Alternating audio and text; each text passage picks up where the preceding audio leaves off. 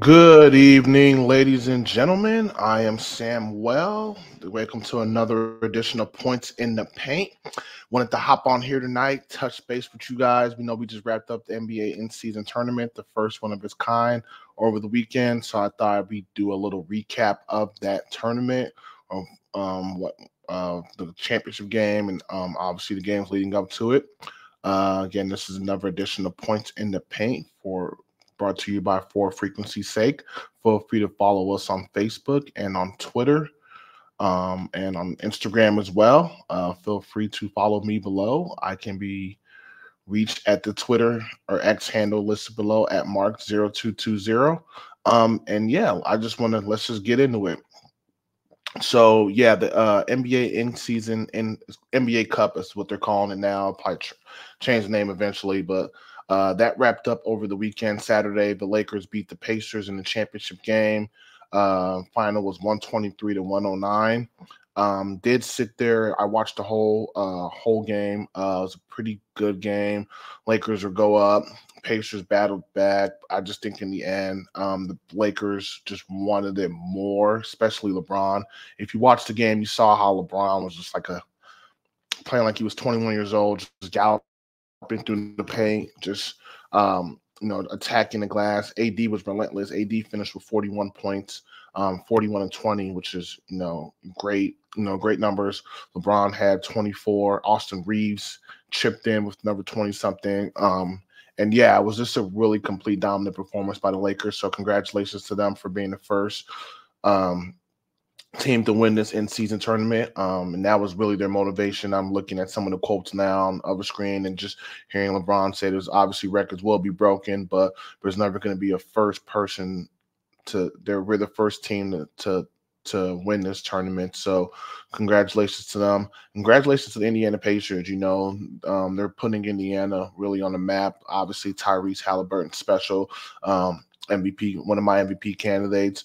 But they got a nice nucleus, a nice thing going there in Indianapolis. So that's good. That's good for them, good for both sides. And I think it's just going to help them move them forward in the regular season. So yeah, just looking at some of these box score numbers. For the Pacers, Halliburton had 20 and 11. He did turn the ball over quite a few times, 3 times, even though he had been pretty clean before.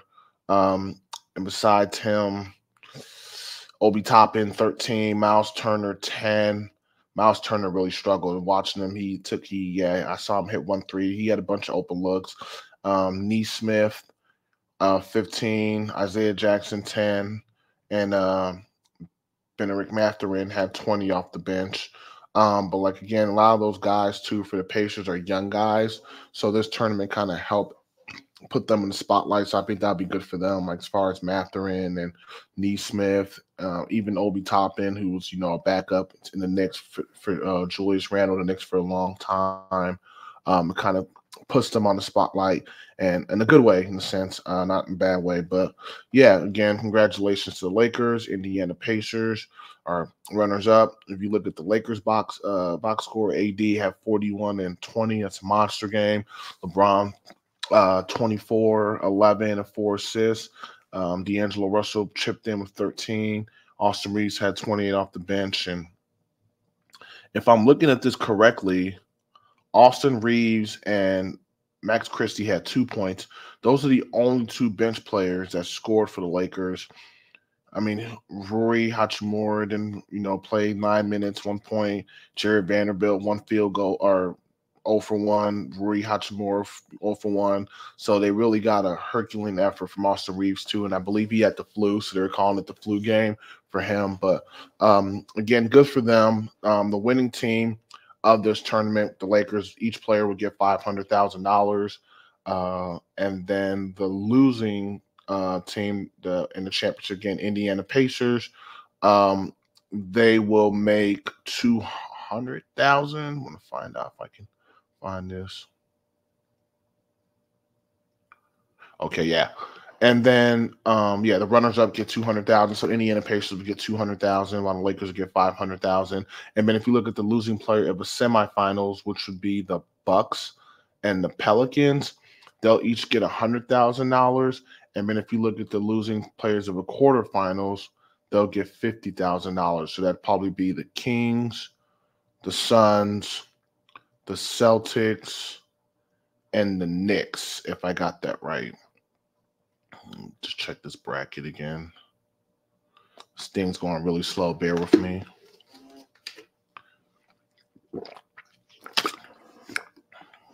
Yeah. Kings, Suns, Knicks, and Celtics. They all lost in the quarterfinals, so they'll get $50,000, and they may not be that much. Obviously, $500,000 might not be as much to like somebody with LeBron's stature, AD stature, or even Giannis' stature. But that $500,000 can go a long way for a guy on the team that's in the G League or a bubble, the rookie. So it does go a long way. So it is a pretty big thing. So I like that, and I like it. I think overall, my thoughts on the in-season NBA Cup was good. I like how the sense of urgency that the Lakers LeBron played with.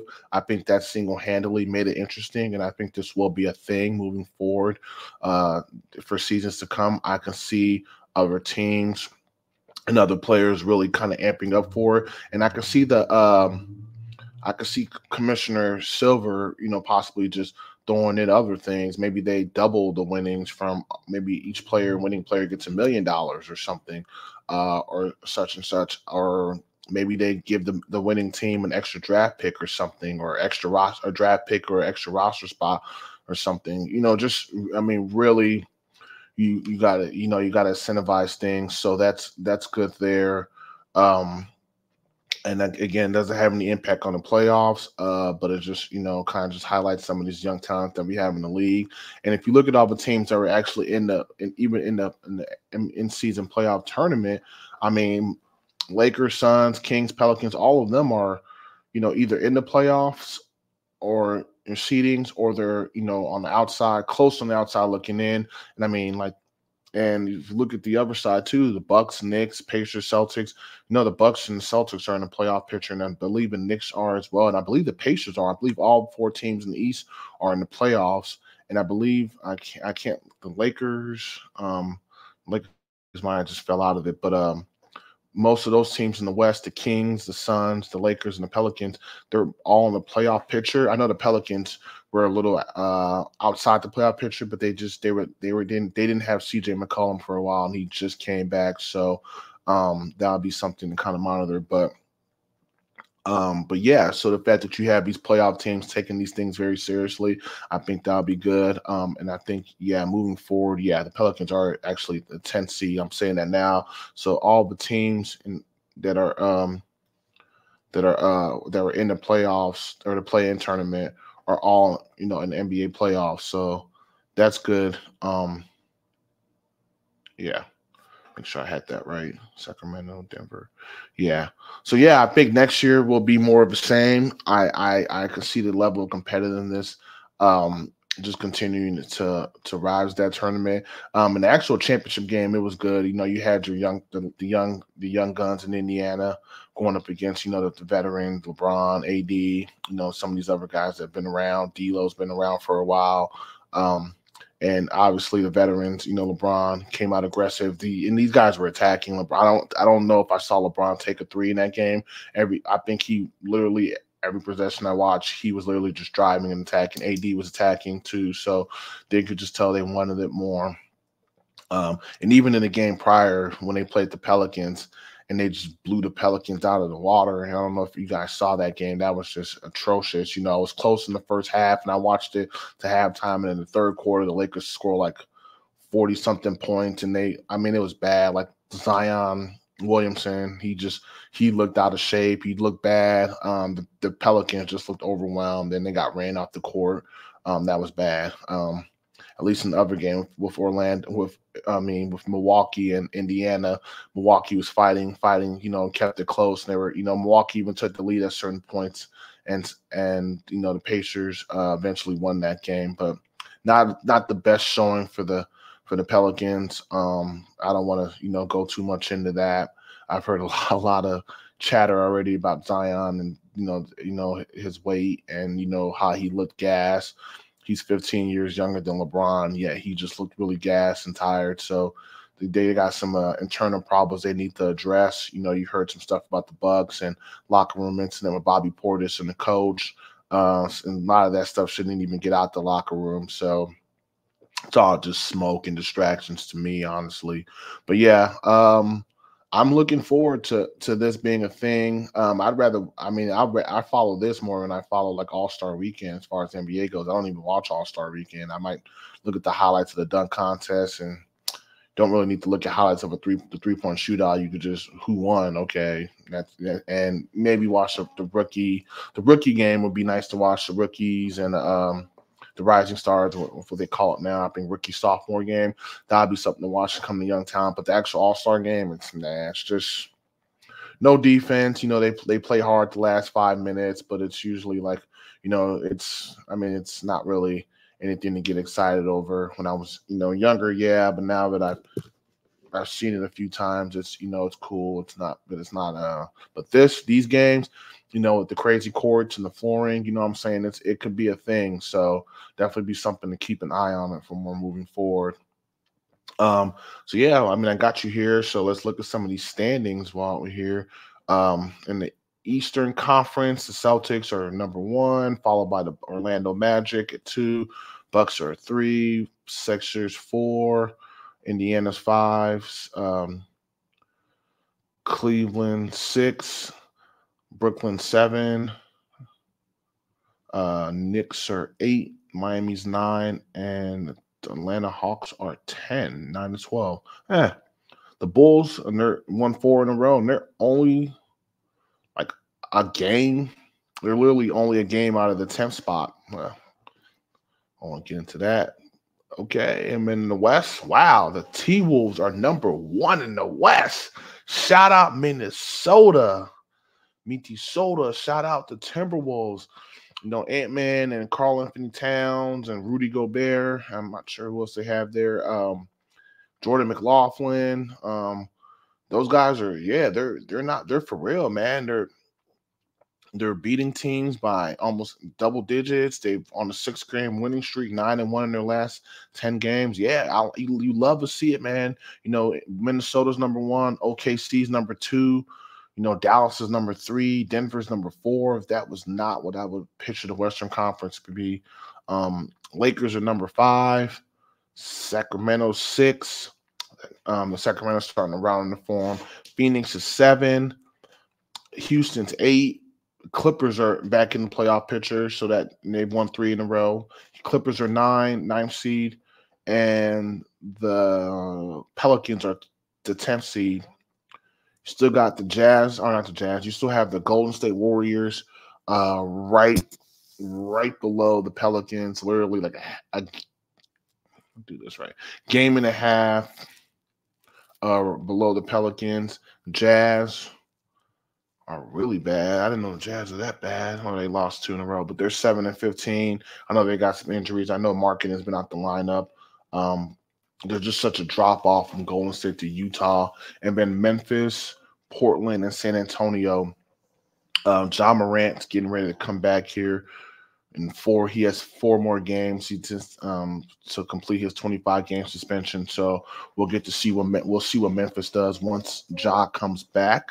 But besides that, everything pretty much looks the same. Looks like Bradley Beal is going to come back Tuesday from a back injury. Yeah, that'll be good to see Phoenix at full strength. But besides that, that's really all there is in it going on in the NBA. Let's see what's going on with some of these games tonight.